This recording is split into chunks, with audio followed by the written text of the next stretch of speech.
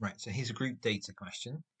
On this group data question, it gives us the mean, okay, and that's 4.09 kilos, and we need to find a constant k, which is the upper bound and the lower bound of these two intervals. So the first thing we know is if grouped data, our mean, mu, is equal to the sum of fx over the sum of f, okay, which is the same thing as the sum of fx over n. So let's work out what that is. So we've got 17, 21, 33, 54, 15. So the sum of f equals 140. Now what we need to do is use our mean. If the mean is equal to the sum of fx divided by the sum of f, then the sum of f times the mean equals the sum of fx. Okay, so let's take the values we know. We know that our sum of f is 140, and we know the mean we're given is 4.09. So that tells us that the sum of fx is 572.6. Right. Now we know three of our intervals. So let's just work out the midpoints. So the midpoint of the first one is 3.25. The midpoint of the third one is 4.25. And the midpoint of the last one is 5.25. So if we multiply f times x and add those three up, we'll have our three knowns. So our knowns equal 363.5 in total. So if we subtract that from our sum of fx, the two remaining equal 209.1 to get the total. Right. Okay, so now we need to try and work out what these two intervals are. So we don't know what the midpoints are, so we'll do this. So we know that the first interval times 21 plus the second midpoint times 33 equals 209.1, the part that's left over from here.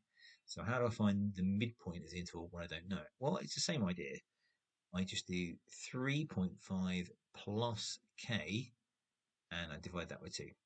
With the other one, I do k plus 4 divided by 2.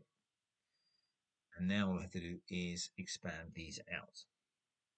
And when I do that, I find that I've got 36.75 plus 10.5k, and from the other one I get 16.5k plus 66, and that's all equal to 209.1, which means that 27k equals 106.35, and that means that k equals 3.938 recurring, or about 3.94. Okay, so now what we do, now we're going to put our midpoints, because we know that this is now 3.94. So we can work out the midpoint of these two categories.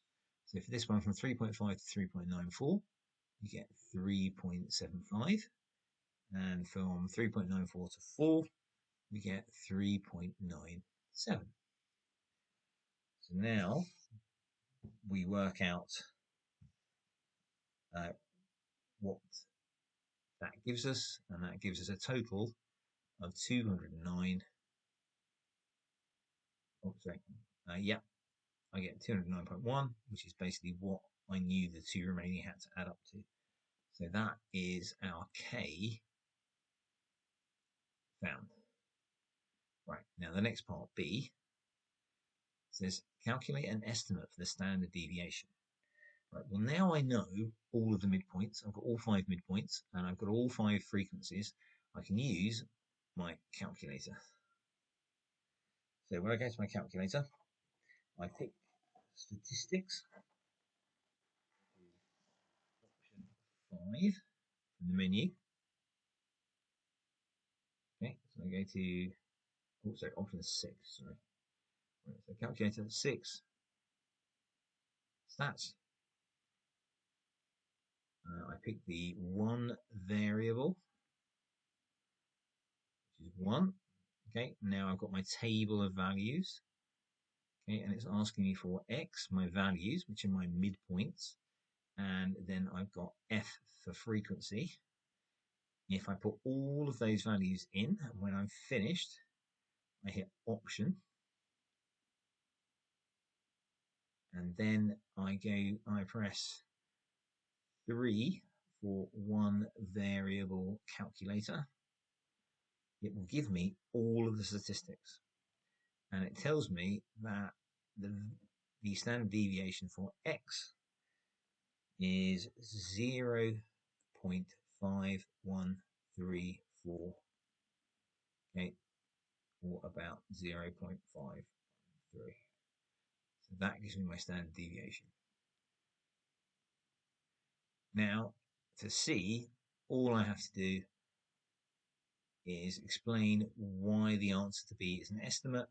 Well, we used midpoints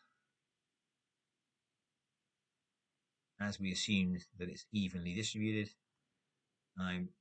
To calculate the standard deviation. Okay, and midpoints are kind of one of the key words we see in lots of mark schemes.